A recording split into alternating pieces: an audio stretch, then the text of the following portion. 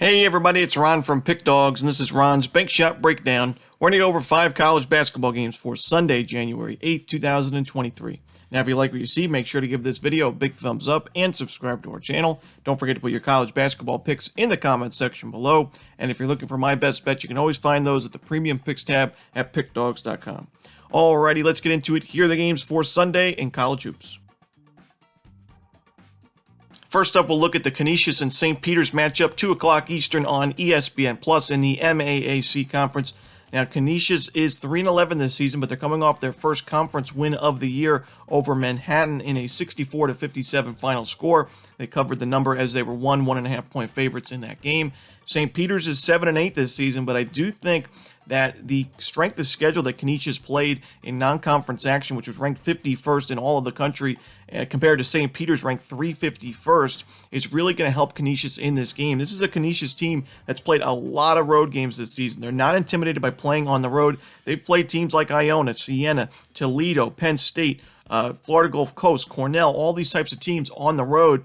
And now, I mentioned in the Canisius game, it wasn't on the breakdown, but it was a premium play for me, that Manhattan was the weakest opponent that Canisius has played yet this season. I think St. Peter's is the second worst or weakest, if not the weakest team on the schedule thus far for Canisius. So I think they're prepared really well for this game. A good offensive rebounding team, and they're shooting better as we've gotten into conference play. You look at the last game, that defense was outstanding against Manhattan, holding the Jaspers to 57 points. And even though Canisius only shot 3 of 15 from 3 in that game, still winning that game by 7 points on the road, and Manhattan shot 9 of 20, 45% from 3. Really impressive stuff for me. So I think there's still value on Canisius in this game. Give me the Golden Griffins laying the points. Next up, we see Iowa and Rutgers. This one's going to be a 12 o'clock Eastern start time on Big Ten Network. I was really impressed with Iowa's most recent performance against Indiana. It was a game that was really a must-win for Iowa. They were on a losing streak. They were struggling in Big Ten play. They finally got their first Big Ten win of the season, and it was a game that they were down 28-7 at the beginning of the game with 13:32 left in the first half. You're down by 21 points in your own home court, but they found a way to sharpen up defensively. The offense was great all night long, and that was even without McCaffrey, Pat McCaffrey, as Connor McCaffrey had himself a nice day, but the Hawkeyes still without Patrick McCaffrey. They've still been able to play, offensively really well during this stretch, and I think their defense is underrated. I think Rutgers, like I mentioned in the last video, where we took Maryland plus the points, they weren't able to cover the number for us, but I'm still not willing to lay a big number with Rutgers right now. This is a great defensive team, there's no doubting that, but the offense is still not explosive. Even in their most recent wins over Purdue and Maryland, Rutgers only scored 65 and 64 points, so laying big numbers in conference games like these consecutively is not going to be an easy thing in my opinion. I think Iowa at least covers this number. Should be a really close game, should be a really entertaining game as well. Give me the Hawkeyes plus the points.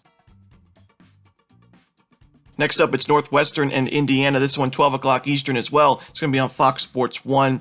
I do think Indiana has some issues right now. Now, obviously, this is not a program that usually plays well on the road. So the loss to Iowa, the losses to Kansas and to Rutgers, pretty, explainable. We're expecting that from Indiana teams. But, in that game against Iowa, like I mentioned in the previous game, Indiana was up 28-7 at the beginning, and they relied on making a lot of low percentage shots early on.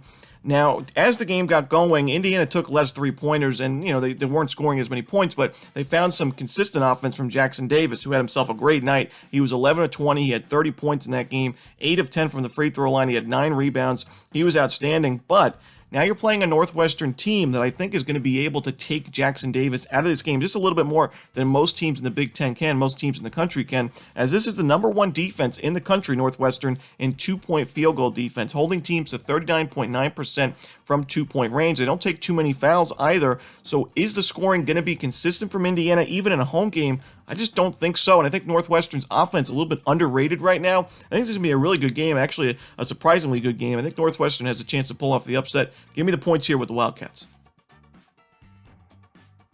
Next up, we go to the Atlantic Sun Conference as Liberty takes on Eastern Kentucky. This one's going to be 1 o'clock Eastern on ESPN+. Now, we took Liberty over Bellarmine in their first conference game of the season in a nice win, 70-53. I'm going to take Liberty again in this spot. I think this is a Liberty team you're going to want to watch out for, not only in this conference, but if they win the conference tournament and make the NCAA tournament, this could be a real big Cinderella team as they are playing well on both sides of the ball. 47th in adjusted offensive efficiency, 83rd on the defensive end. They're the number 1 defensive rebounding team in the country. They're on a 6-game win streak. They've won their first 3 games in Atlantic Sun play, and they really haven't even been close. 70-53 over Bellarmine, 77-48 over Lipscomb. A very good Lipscomb team.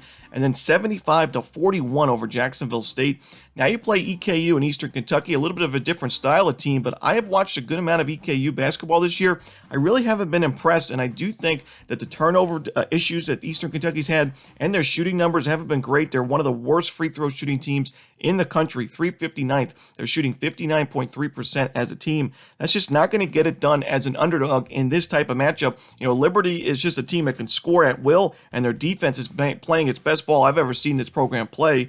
I just wouldn't want to be in the way of Liberty right now, so give me Liberty laying the points on the road. And the final game we're going to talk about for Sunday's card in college basketball, it's between Vermont and New Hampshire. This one, another early start time, 12 o'clock Eastern on ESPN+. You know, Vermont is just dominated this series with New Hampshire. You look back to 2017, that was the last time that Vermont didn't beat New Hampshire by double digits, and it was an 8-point win there, 82-74. Ever since that game in 2017, every meeting between these two has been a double-digit blowout win for Vermont, and this team in this matchup on paper looks to me like another blowout win for the Catamounts, and we're not even laying that big of a number. I think New Hampshire is the worst team, or at least bottom 2 in the America East this season. I think Vermont is still the favorite, even though this isn't the best Vermont team we've seen in the America East. I still think they're the favorite to win the conference, just because overall it's a pretty weak conference this season, and you just saw them beat the second best team, in my opinion, in Bryant, 74-64, a 10-point win at home. That's a good Bryant team. It's pulled off some big upsets already this season over teams like Syracuse, so an important win for Vermont in that game. I think they grab a win in this one as well by double digits. Give me Vermont, the Catamounts, laying the points. And that's it. Those are the games for Sunday in college basketball. Hope you enjoyed this video. If you did, don't forget to hit that like button and subscribe. And don't forget to put your college basketball picks in the comment section below. Again, if you're looking for my best bet, you can find those at Pick Dawgz Premium. As always, this is Ron Romanelli. Good luck.